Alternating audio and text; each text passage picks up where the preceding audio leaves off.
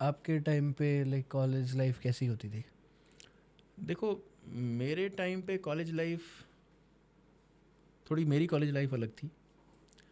College life अलग इसलिए थी बिकॉज शायद जिम्मेदारी का जो था वो बड़ी जल्दी मेरे कंधों पे, मतलब मुझे अपने आप ही आ गया था।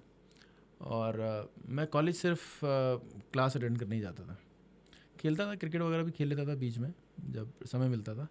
लेकिन क्या होता था कि फाइनेंशियली थोड़ा ठीक नहीं था, तो ट्यूशन्स पढ़ाता था। तो फिर जब मैं फर्स्ट ईयर में था तो 12th के बच्चों को पढ़ाता था। जब सेकेंड ईयर में था तो फर्स्ट ईयर के बच्चों को पढ़ाता था, मतलब ट्यूशन्स पढ़ाता था। और अपनी फ़ीस खुद भरता था। ये आपने एक मूवी देखी होगी, अभी एक मूवी आई थी, क्या नाम है, 12th फेल। ओके। मतलब वो तो ज़्यादा ऐसे एक्सट्रीम केस ऐसे मतलब एक्सट्रीम क्या, ऐसी बहुत लोगों की केस है। हमारी लाइफ भी सिमिलर ही है, कोई अलग नहीं है। मतलब हम भी बड़े फुटपाथ पे सोए हैं और खाली पेट सो गए हैं, मतलब बहुत बार ऐसा हुआ। तो ऐसा नहीं है, मतलब लोगों ने बोला बड़ी वैसी फिल्म है, मैंने देखी, मतलब मैंने कहा यार ऐसे तो मैं बहुत लोगों को जानता हूँ, मेरी लाइफ भी ऐसी रही है, तो कोई ऐसा कुछ अलग तो मुझे लगा नहीं। मतलब ठीक है, इंस्पायरिंग है, people can take it inspiring one. तो अपनी लाइफ तो ऐसे ही थी, क्योंकि लाइफ में मेरे को ये था कि कॉलेज लाइफ मैंने जो देखी वो बाद में इस कॉलेज में आके देखी, एज ए टीचर देखी। वहाँ तो मतलब स्ट्रगल थी। मैं इसीलिए देखता हूँ कि जब मैं खुद था एज ए स्टूडेंट, तो ऐसे बहुत सारे बच्चे थे जिनको करियर की ही स्ट्रगल थी कि जीवन में करना क्या है। कोई फाइनेंशियल सपोर्ट नहीं, फैमिली में कोई सपोर्ट इस तरह से करने वाला था नहीं, तो खुद ही करना था। तो फादर जितनी एक सैलरी में जितना कर सकते हैं बच्चों की, तो बहुत ही मुश्किल था survival, but we managed it. आपने कहाँ से पढ़ाई करी सर? मैं जामिया यूनिवर्सिटी से, I did my BCom honours from there. And उसके बाद मैंने M.Com किया, आई गॉट इनटू आर्मी। ठीक है। ओके। हाँ, तो मेरे चोट लगी थी, तो फिर मैंने उसमें ओपन स्कूल से किया M.Com। Then I did my LLB from Delhi university, then I did my PhD from Delhi school of economics. तो वो एक बीच में पैच था कि बड़ा ख़राब पैच था जीवन में, तो स्ट्रगल का कि क्या किया जाए क्या ना किया जाए। तो बट फाइनली सब ठीक रहा फिर। How do you see your journey? देखो, एज ए जर्नी बड़ी, मैंने कहा ना कि वो 12th फेल वाली मूवी आपने देखी, अगर मैं बताऊंगा तो आपको लगेगा कि यार उसमें बहुत सारी चीज़ें ऐसी हैं कि जो उससे भी ज़्यादा दर्दनाक रही होंगी। तो ये था कि I started when 12th class के बाद, मतलब इसका ये ओपन था कि करना क्या है क्या नहीं करना है। एंड आई स्टार्टेड, हवाई चप्पलें होती थी, जूते खरीदने के भी पैसे नहीं थे। इंडिया टीम के कैंप में सिलेक्शन हुआ था बास्केटबॉल में, क्यों पर मैं नहीं कर पाया क्योंकि उस टाइम पैसे नहीं थे जूते खरीदने के लिए, तो नहीं गए उसमें। और फिर ट्यूशन्स पढ़ाने शुरू किए, 300-300 रुपये में महीने के पैसे इकट्ठे किए, 3 महीने पैसे जोड़े, तो एक काली साइकिल ली, वो साइकिल नहीं होती वो काली वाली, बीच में पाइप आता था। हाँ वो आती, वो काली वाली साइकिल खरीदी ताकि मैं और ट्यूशन्स पढ़ाने जा सकूँ। तो हाँ, उन साइकिल, काली साइकिल पे मैं ट्यूशन्स पढ़ाने जाता था। तो कई ने बोला, पेरेंट्स ने बोला कि बच्चों ने बोल दिया कि सर आप इस पे मत आया करो काली साइकिल पे, जो हमारे पड़ोसी वाला ट्यूटर आता है वो तो स्कूटर मोटरसाइकिल पे आता है, आप काली साइकिल पे आते हैं। तो मैंने कहा तुझे पढ़ना है तो पढ़ भाई, नहीं पढ़ना तो मत पढ़, मैं तो पढ़ाऊँगा। तो उस तरह से वहाँ से जर्नी शुरू हुई। और फिर पता नहीं था कि करना क्या है। फिर कंपटीशन की, क्योंकि खुद भी पढ़ना था और कॉलेज, अब मैं रात के 12 बजे तक, तो 11 बज जाते थे मुझे पढ़ाते पढ़ाते ट्यूशन्स, और फिर 12 बजे घर पे आके खाना खा के अपना पढ़ने बैठता था, तो सुबह 3 बज जाते थे। 3-4 घंटे निकल पाते थे मुश्किल से अपनी पढ़ाई के लिए। 4 बजे सोए तो सुबह 8 बजे की क्लास नहीं हो पाती थी कॉलेज में, तो टीचर नहीं घुसने देते थे सुबह 8 बजे। आपको भी नहीं घुसने दिया है सर? तो आपकी क्या अटेंडेंस रहती थी? मेरी अटेंडेंस, मैं आपको बताऊं कि मैं अटेंडेंस मेरी सुबह पहली वाली क्लास की नहीं हो पाती थी क्योंकि मैं लेट हो जाता था। तो मैं, मतलब सोचो 4 बजे अगर सोएगा कोई बच्चा, तो 8 बजे तो मैं उठता ही था। तो 8 बजे मैं उठ के और फिर 8:30-8:45 तक मैं निकल जाता था। तो सर आपके कॉलेज में, हमारे कॉलेज में 8:40 पे होती थी। बाकी कॉलेजेस जितने मैंने देखे सब में क्लास 8:40 की पहली होती है। शहीद भगत सिंह में ही क्लास 8 बजे शुरू होती है। इसका रीज़न है कि हमारे पास इवनिंग कॉलेज भी है। हाँ। और फिर वो गर्ल्स को हमें जल्दी छोड़ना होता है। हाँ। तो फिर वी कैन नॉट एक्सटेंड, हम पीछे तक नहीं ले जा सकते।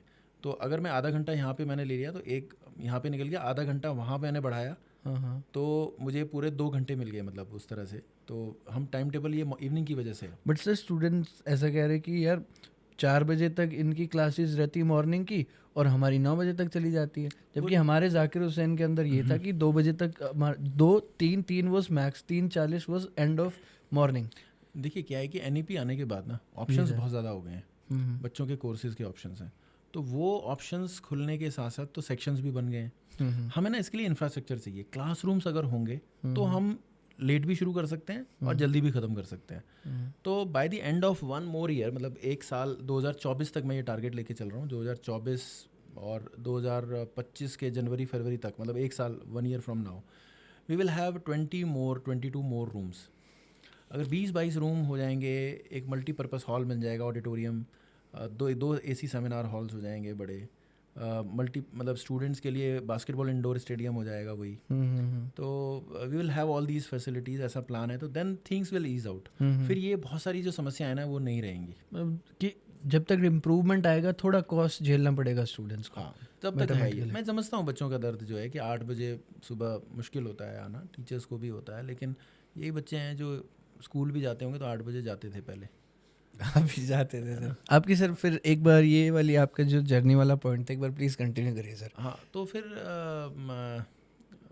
मतलब हम कॉलेज जाता था सुबह, फिर पढ़ाई की, ट्यूशन्स भी पढ़ाए साथ साथ, क्योंकि अपनी बुक्स भी ख़रीदनी होती थी, अपनी फ़ीस भी खुद भरी मैंने, कॉलेज की फ़ीस भी मैंने खुद भरी। मतलब after 12th class I didn't take a single penny from my family आज तक।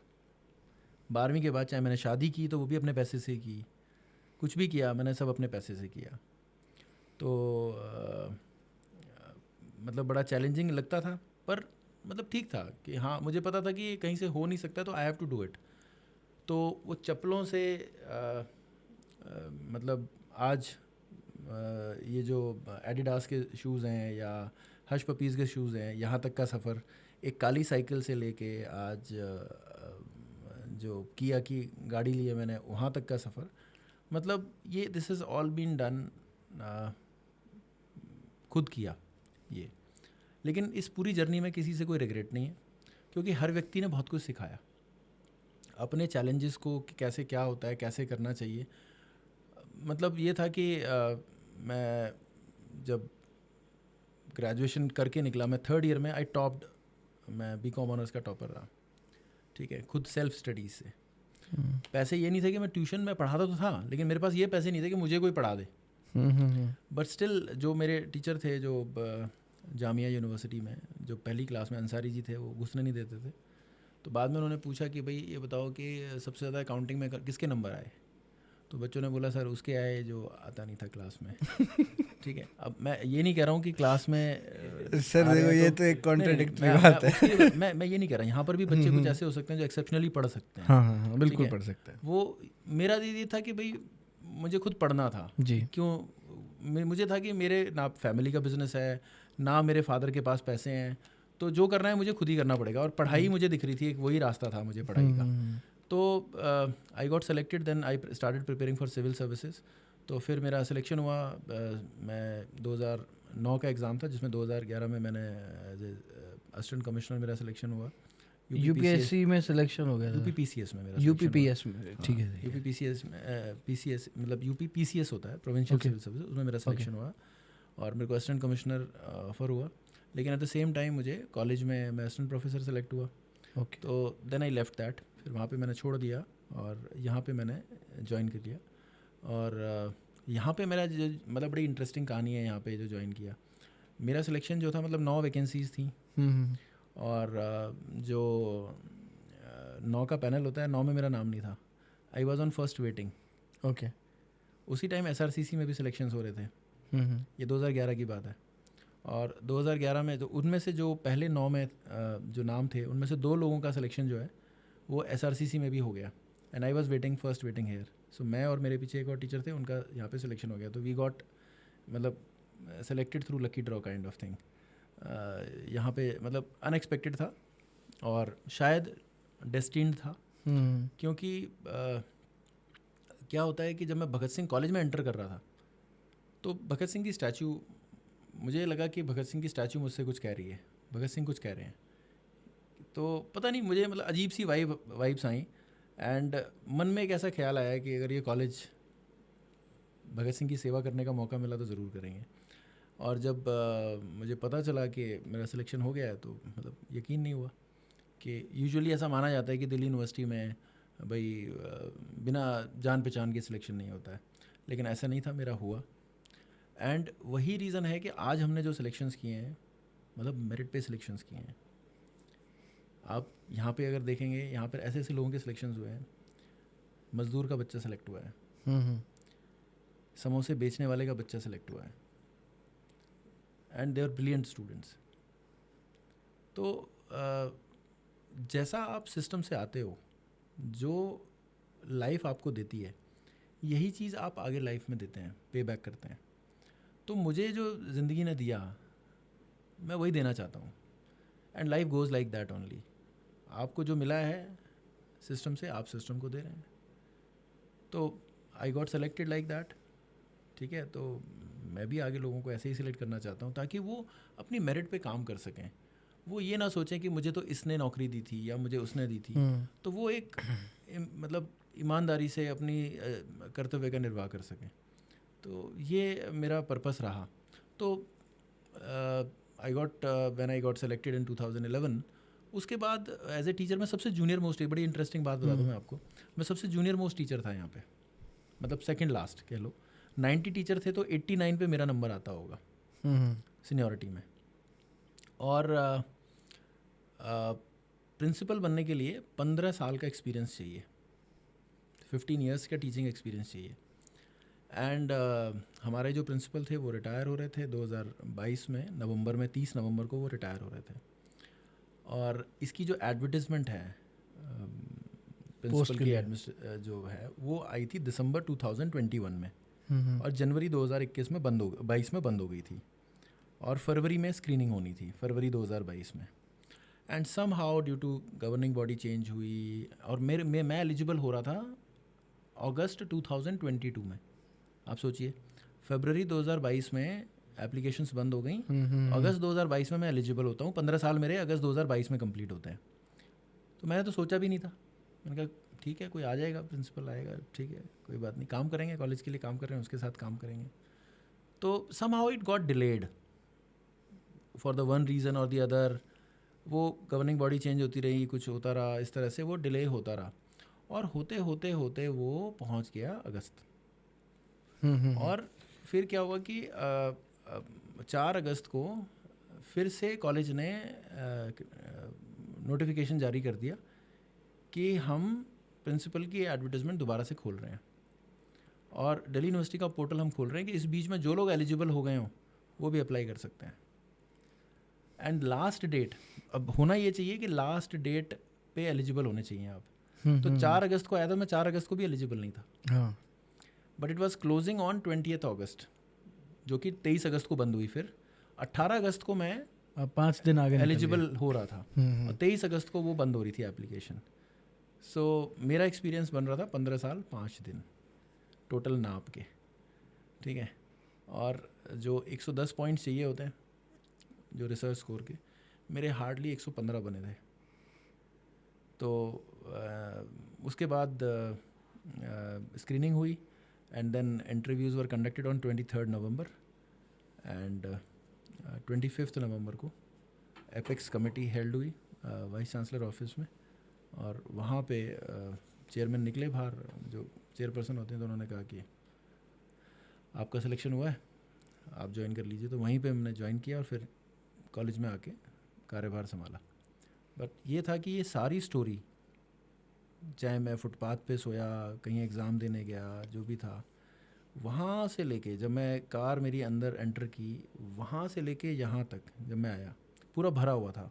मतलब ऐसा कभी नहीं हुआ कि इतना कोई प्रिंसिपल ने ज्वाइन किया हो और इतनी पब्लिक वहाँ पर देखने आई हो, टीचर्स हों या और भी लोग हों सारे। पर मैं उस टाइम कोई इतना ज़्यादा मतलब उत्साहित तो ठीक है, वो मिल नहीं रही थी, आपको तो खुशी होती है ही साथ में, लेकिन जो मैं चल रहा था वो जिम्मेदारी भरे कदम से चल रहा था।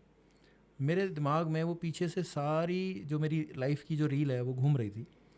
और मैं ये सोच रहा था कि यार जो मैंने as a student as a कुछ भी झेला अपने जीवन में, तो मैं इंश्योर करूँगा कि ये कोई और बच्चा ना झेले, और एडमिनिस्ट्रेशन उनका प्रो सपोर्टिव रहे और उस बच्चे को एक ऐसा एनवायरनमेंट दे कि जो वो बनना चाहता है जीवन में वो बन पाए, अगर पेरेंट्स ना दे पाए तो मतलब वो कदम जो थे वो आप देखेंगे तो मैं सोचता हुआ चल रहा था, वो तो मेरे दिमाग में वो फ्लैशबैक में वो चीज़ें जा रही थी। ये नहीं सोच रहा था कि अभी मैं जाऊँगा बड़े मज़े से अभी बैठूँगा कुर्सी पे, तो वो सारी चीज़ें नहीं, मतलब वो चल रहा था कि नहीं ये है। तो बस उसके बाद वही चीज़ है कि जो मुझे ये मतलब मोटिवेट करती है कन्विक्शन से काम करने के लिए।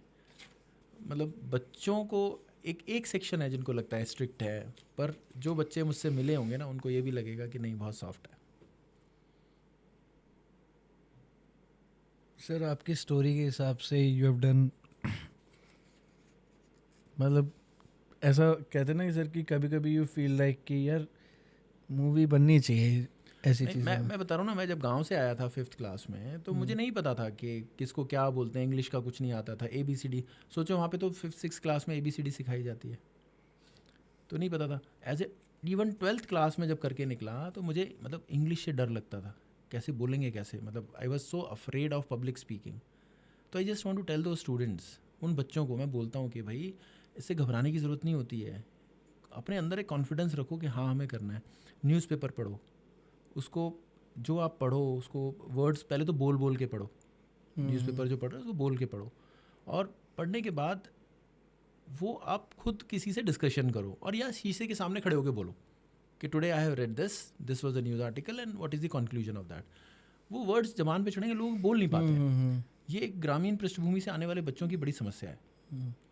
तो जो यहाँ पे पढ़ा है, जो कॉन्वेंट स्कूल में पढ़ा है, वो तो फराटेदार बोल लेता है, और वही बच्चे ना, वो गैप है, वो बड़ा गैप है यहाँ पे, वो गैप ब्रिज करना है, और वो वही कर पाएगा बच्चा जो ये चाहेगा कि हाँ मुझे ऐसे करना है। हमने ना कम्युनिकेशन एंड राइटिंग स्किल यहाँ पे एक सेल खोला है, ऐसे बच्चों के लिए ही खोला है कि वो बच्चे आएँ, अपनी कम्युनिकेशन राइटिंग इम्प्रूव करें, तो ये पर्पस है। सर आप जेवर की तरफ से आते ना? हाँ मतलब यूपी में अलीगढ़ डिस्ट्रिक्ट से। अलीगढ़ से। सर एजुकेशन फॉर एग्जांपल, एक आज this as a last question, education according to you right now, हमने जैसे आपने बीच में बताया था कि LSC का इकोनॉमिक्स सिलेबस इंडिया से इस सिलेबस से मैच करता है, बट सर LSC एक अलग चीज़ होगी, दिल्ली एक अलग चीज़ होगी। आज स्टूडेंट्स के लिए एजुकेशन क्या है, और स्टूडेंट्स के लिए एजुकेशन क्यों इम्पॉर्टेंट है? क्योंकि आज वो अगर वीडियो एडिटिंग करना शुरू कर देगा ना, लैपटॉप लेके 50,000 का भी, तो वो 10 लाख का 20 लाख का आराम से महीने का या फिर साल का कर सकता है। But why education now? Because जो सर मैं एक पैटर्न सा नोटिस कर रहा हूँ कि a lot of students see education, learning, unlearning, then relearning is very hard. academics, STEM subjects हो गए, accountancy and all those, every subject, it's hard to inculcate, and then उस पर एक thinker बनना, सोचना, not everybody can do it. पहले options नहीं थे, 90s में 80s में options नहीं थे, but अब अगर आपको आज की जनरेशन को, या फिर मैं खुद का भी बिहेवियर बहुत नोटिस करता हूँ कि थोड़े से भी इनकन्वीनियंस पे हम लोग बोलते हैं यार ख़राब चल रहा है सब कुछ, या फिर ये बहुत मुश्किल है, क्योंकि आज सिस्टम ख़राब है कि ऑप्शंस बहुत मतलब और कन्वीनियंट खुल गए पेट भरने के, कि अब यही नहीं है कि आपके पास एकेडमिक्स ही हो, बट वाई एजुकेशन हो? देखो क्या था कि पहले ना सिर्फ गवर्नमेंट ही होता था एम्प्लॉयमेंट का सोर्स, मतलब सिर्फ government was the only employer. लेकिन जब ये टाइम चेंज हुआ तो प्राइवेट सेक्टर आया, और अब जो शिफ्ट हुआ है ना वो प्राइवेट सेक्टर से भी ये हुआ कि लोग पहले गवर्नमेंट इंडिविजुअल पे आ गए, अब आ गया कि भाई मैं अपने स्टार्टअप खुद खड़ा करूँगा, मेरे मैं अब तो अब ना ज़्यादा इंपॉर्टेंट रह गया आइडिया। तो ये बात सही है। अब आप बोलोगे कि भाई हाँ ठीक बात है, आइंस्टाइन नहीं गए स्कूल ना, ठीक है, तो गए थे पर क्लास के बाहर ही रहे। हाँ मतलब कहने का मतलब वही है कि कोई फॉर्मल एजुकेशन कंप्लीट नहीं हुई, तो बिल्कुल सही बात है। लेकिन ये भी सच है कि एजुकेशन हम स्कूल्स में भी देख रहे हैं आजकल। मुझे ना वैसे जो फाउंडिंग एजुकेशन है ना वो बड़ा इंपॉर्टेंट लगता है, ठीक है, वो जो हमारे नर्सरी के टीचर्स हैं जो उसमें करते हैं काम, बड़ा मेहनत करते हैं, बच्चों को संभालना बड़ा मुश्किल काम है। लेकिन जो मेन जो एजुकेशन है ना, जो मुझे लगता है वो 10th 11th 12th ये 3 साल बड़े इंपॉर्टेंट है बच्चे की करियर शेपिंग के लिए. उनके कंसेप्ट्स क्लियर नहीं होते. कंसेप्ट्स अगर क्लियर हों उनके, फिर क्या होता है, वो कंसेप्ट्स क्लियर नहीं होते, नंबर मार्क्स ओरिएंटेड अप्रोच है, मार्क्स ले आते हैं जैसे तैसे करके, और फिर ग्रेजुएशन में आते हैं यहाँ पे दूसरी भाग दौड़ में शुरू हो जाते हैं कि ये करियर ये ले लो. तो मतलब ये ज़िंदगी की जो रेस चल रही है ना, इस रेस में मैं स्टूडेंट्स को ये कहना चाहूँगा कि देखो, एजुकेशन और जो आप अपने जीवन में जो करना चाहते हैं उसका तालमेल बिठाना बड़ा ज़रूरी है. अब सोचिए कि मैं अगर बीकॉम ऑनर्स कर रहा हूँ, जाना मुझे पत्रकारिता में, तो मैं सिर्फ क्यों कोर्स लूँ ये, या मैं हिंदी ऑनर्स ले रहा हूँ, क्यों, मेरे को करना तो मेरे को कुछ और था जीवन में, स्टार्टअप करना था या मैं अपना बिजनेस सेटअप करना था, लेकिन मुझे एडमिशन नहीं मिल पाया तो मैं हिंदी ऑनर्स में. तो मत लो, आपको वो करने की ज़रूरत नहीं है. आप वही कोर्स लो जो आपकी एस्पिरेशन को मैच करे, जो आपकी एप्टीट्यूड को मैच करे. जिसमें इंटरेस्ट नहीं आएगा उसको मत पढ़ो, उसको पढ़ने की ज़रूरत नहीं है. तो एजुकेशन आज की डेट में इम्पॉर्टेंट है आपके करियर को शेप करने के लिए, but at the same time students, I think government is working on this also, कि जो स्कूल्स कॉलेजेस में ना स्किल सेंटर्स बनाने की, इंक्यूबेशन सेंटर्स बनाने की, वो बड़ा सपोर्ट है. बच्चे बड़े बड़े क्रिएटिव हैं. मैं एक बच्चा देख रहा था, राजस्थान का बच्चा है, वो अपना एक लेके आया, एक सेटअप लेके आया, और उसने पूरी वेबसाइट डिज़ाइन कर दी खुद ही सीख के. किसी से नहीं सीखा, कहीं नहीं सीखा. आप सोचोगे लोग कोर्सेज करते हैं, वो खुद ही पूरा उसने यूट्यूब वगैरह से पूरा देख के, यूट्यूब से देख के उसने बहुत अच्छे से वेबसाइट डिज़ाइन कर दी, वो ये सब सीख गया. तो हमारे बच्चे ऐसे भी हैं. हम स्टार्टअप वगैरह में भी जो आइडियाज़ लेके आते हैं, हम उद्मोदया फाउंडेशन है यूनिवर्सिटी ऑफ दिल्ली की जो बन रही है, उस पे तर्ज पे हम यहाँ पे इंक्यूबेशन सेंटर भी खोलने वाले हैं जल्दी. वैसे तो कंसेप्चुलाइज कर लिया है, बट हम बस इंफ्रास्ट्रक्चर का ही वेट कर रहे हैं कि इंफ्रास्ट्रक्चर होगा तो it will be in place. तो आज का समय ना उसका है. हम जो पढ़ रहे हैं वो तो है ही, लेकिन वो पढ़ाई जो है वो as per the requirement of the market हो, वो बहुत इंपॉर्टेंट है. NEP ने काफ़ी हद तक इस चीज़ को मतलब कैप्चर किया है और इस गैप को ब्रिज करने की कोशिश की है. But still there is a competition. पर मैं स्टूडेंट्स को फिर भी कहना चाहूँगा, अपने बेसिक स्ट्रॉन्ग कर लो आप. ठीक है, बेसिक स्ट्रॉन्ग करो, फिर आप जो करना चाहते हो जीवन में वो करो. तो उतनी बिल्डिंग देखिए जितनी ऊंची जाएगी वो उतनी ही जा सकती है अगर उसकी फाउंडेशन मजबूत होगी. अगर फाउंडेशन मजबूत नहीं है तो आप जितनी चले जाओ गिर जाओगे आप. तो I think that student should work upon it. Sir definitely. And with that all our serious questions have ended. कोई सर मेरा एक सिंगल है कि आपके बारे में खुद का फेवरेट मीम कौन सा है जिस पे आपको सच में हंसी है? मेरे पास 5 ऑप्शंस हैं. अच्छा. मैं आप कहो तो मैं आपको दिखा भी सकता हूँ, बट अगर आपको याद है कि यार ये वाला कुछ 5 दिखाओ, 5 में से मैं समझा. हम लोग सर उसको स्क्रीन पे भी डिस्प्ले करवा देंगे. ठीक है. ये तो हमने ही डाला था सर. अच्छा. अब आप गैस करो सर कि हमने ये रील नहीं डाली. रील पे तो जैसे रीच आ जाती है मिलियंस में, 500 ये सब. हमने ये स्टैटिक पोस्ट डाला है, और स्टैटिक पोस्ट पे आजकल सोशल मीडिया पे रीच नहीं आती है. हमारे स्टैटिक पोस्ट पे जो हमने डाला आपके ऊपर, उस पे 10-11 हज़ार लाइक्स हैं. अच्छा. आने कितने चाहिए? 400-500. अच्छा. स्टूडेंट्स ने 11,000 लाइक कर रखे सर, आप खुद देख लो. अच्छा. मतलब not in that sense, but to just admire कि हुआ क्या सोसाइटी में. मैं आपके कॉलेज का भी आपको एक पेज पता होगा सर, SBSC मीम्स. अच्छा. हाँ, नहीं पता है, मेरे को भेजा किसी ने, तो तब देखा था कि हाँ ये है सर. मतलब उसके मीम्स बहुत अच्छे हैं. पर्सनली भी अगर जब हम लोग मीम इस फ्रेटर्निटी से है तो हमें समझ में आ जाता है कि नहीं, वो बच्चा जो भी है वो क्रिएटिव है. मैंने देखा वो क्रिएटिव है, और वो मतलब वो मेंटेन करता है जो एक मेंटेन करना चाहिए. मेरे को सर्कल पता है सर, इसका कौन सा सर्कल है. नहीं, मुझे नहीं मालूम है. मैं बता भी नहीं सकता मतलब कि सर कौन है, क्योंकि मुझे एग्जैक्टली नहीं पता कौन है. बट मेरे को ये सुनने में आया कि किस सर्कल का वो पार्ट होगा, कि कौन सा फ्रेंड सर्कल है. अच्छा. कौन सा फ्रेंड सर्कल है सर? मेरे को अब वो भी याद नहीं. अच्छा. मतलब मैं भी बचा लेता उसको ऐसा. कोई बात नहीं, अगर वो बच्चा कभी मिलना चाहे मेरे से तो मिल सकता है सर. उसका मेरे साथ एक इंसिडेंट हुआ था कि जैसे अब हम ऐसी फील्ड में कि कोई किसी न किसी के कंटेंट से इंस्पायर हो ही सकता है. तो जब मैंने शुरू किया था तो मैं इतना ज़ोर शोर से डेडिकेशन से करता था कि मेरे वायरल हो जाते थे इनिशियल फेज में, जब हम बहुत लाइक स्मॉल अमाउंट में थे, तो बड़े पेजेस हमारा उठाते थे। अच्छा। अब हम बड़े हो गए, 1 लाख पे पहुंच गए, तो अब हमारे पास और चीज़ें हो गई करने की, तो अब वो एक ज़ील और डेडिकेशन थोड़ी सी कम हो गई कि यार नुआंसेस को भी मेक श्योर करे कि बहुत अच्छे हो जाए। तो अब मैं उसके कंटेंट को उठा लेता हूँ कई बार।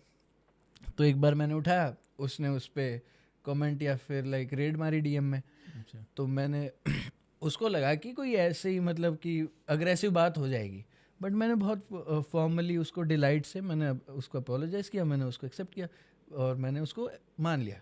एक proper like customer support terms मैंने उससे बात कर ली।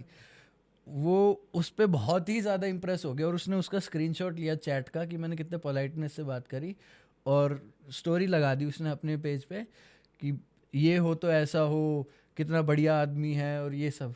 उसको नहीं पता मैं कौन हूँ, उसने ऐसा लगा दिया पहले दिन। अगले दिन हमने फिर उठा लिया कुछ, अगले दिन उसने फिर स्टोरी लगा कि ये तो कितना बेवकूफ़ है और ये उल्टा लगा रहा है या फिर कंटेंट चोरी कर रहा है। तो ये थोड़ा नहीं उसके funny बड़े incident था। क्रिएटिव मीम्स हैं उस बच्चे के जो भी बनाते हैं ये, और मैं तो फिर भी कुछ ना कुछ पॉजिटिव ही ढूंढता हूँ उसमें। तो एक मीम मेरे को भेजा था किसी ने कि भाई एक टीचर को ही बता रही है कि मैंने मतलब मैं बड़ा गिल्टी महसूस कर रही हूँ कि एक असाइनमेंट जो है ना वो है सर हमारे पास कम दे दिए, और इस आदमी को देखो इसने 1400 बच्चों को डिटेन कर लिया और ये ऐसे घूम रहा है carefree। जैसे कोई एनकाउंटर करके घूमता है आराम से। तो फनी है बच्चे। आप सर कैसे लेते हो, मतलब लाइक ये बहुत सीरियसली मैं आपसे सच में जानना चाहूँगा कि अब देखो हमें एक थोड़ा ओहदे का भी रिस्पेक्ट करना ही चाहिए, सीनियरिटी का भी रिस्पेक्ट करना ही चाहिए, बट अब कोई ऐसी चीज़ हुई फ़नी और आप तक आपके बारे में वो पहुंची, तो अब हो सकता है कि कोई उसको ईगो पे ले जाए, कोई उसको किसी तरीके से भी ले जाए। मैं नहीं लेता, बट ये आप तो देखो कैसे सोशल मीडिया है ना, ये तो मैंने कहा ना मैं उसको भी पॉजिटिव चीज़ में लेता हूँ। मैं तो देख लेता हूँ कि हाँ भाई ये किस चीज़ पे बनाया, अगर बनाया तो क्या हमारी कहीं गलती है क्या। मतलब अब जैसे उस बच्चे ने बताया, एक मैंने वो देखा, मेरे को किसी ने भेजा कि टपक रहा है, पानी टपक रहा है लाइब्रेरी में। अब मतलब देखो लाइब्रेरी का टेंडर दे दिया हमने रिनोवेशन का, अगले 6 महीने में लाइब्रेरी आपको ऐसी centralised AC library, fully renovated library मिलेगी। वो पानी बाहर जब आया वो हॉल हुआ, अब अगले 15 दिनों में आपको पूरा अच्छे से वो मिलेगा। तो मैं तो बड़ा पॉजिटिवली देता हूँ। एक अभी मेरे को भेजा था कि ये बड़ी मतलब इसकी 2 साइड्स हैं, एक तरफ तो ये सारी चीज़ें देता है, दूसरी तरफ जो है ये क्या कहते हैं स्ट्रिक्टनेस कर रखी है। तो देखो हर सिक्के के 2 पहलू होते हैं ना, तो स्ट्रिक्टनेस भी होनी चाहिए, डिसिप्लिन तो ज़रूरी है, बगैर उसके तो केओस ही आएगा, है ना। और स्टूडेंट्स जो हैं उसको एंजॉय करें एकेडमिक एनवायरनमेंट। मैं यही चाहता हूँ बच्चे कि पढ़ाई करें और अपना जो एंजॉय करना ना वो लिमिट, मतलब जो एक लाइटर हाँ जो उसमें करें ना, कोई आपत्ति थोड़ी ना है। और मीम्स बनाएं, कोई इशू नहीं है, ठीक है। उसमें से जो पॉजिटिव चीज़ें होंगी हम ले लेंगे, ठीक है। बाकी क्रिटिसिज्म जो होगा उसको कोई बात नहीं, उस पर हंस लेंगे। हाँ उस पर हंस लेंगे। आपका बच्चा ये सब मीम्स आपने उसको दिखाए या फिर उसने देखे कभी? उसी ने मुझे दिखाए थे सबसे पहले। मुझे नहीं पता था, उसी ने बताया थे मेरे को। उसने बोला कि पापा देखो आपके ऊपर मीम बन गए। कि पापा आप तो लेजेंड ओजी हो गए हो। ओजी क्या होता है? ओरिजिनल गैंगस्टर, मतलब जैसे अगर सचिन तेंदुलकर ओजी है, अच्छा, कि पुराने टाइम का ओरिजिनल। मतलब इनको गैंगस्टर बोलते हैं? नहीं मतलब बोलने के लिए बोलते हैं, मतलब स्लैंग है, स्लैंग टाइप में। बट जो ओल्ड टाइम के रियल जिन्होंने किए थे efforts, for example Shoaib Akhtar या फिर कोई पुराने सिंगर्स और कोई पुराने क्रिकेटर फुटबॉलर्स, तो जो ओरिजिनली जिन्होंने एफर्ट किया था ना किसी चीज़ को बनाने में, उनको ओजी बोलते हैं। नहीं हम एफर्ट्स कर रहे हैं और आपको आने वाले समय में ये दिखेगा बेसिकली कि मैं नहीं चाहता कि मैं यहाँ से जब जाऊँ तो भगत सिंह कॉलेज ऐसा हो कि जैसे पहले था जी ऐसे ही है।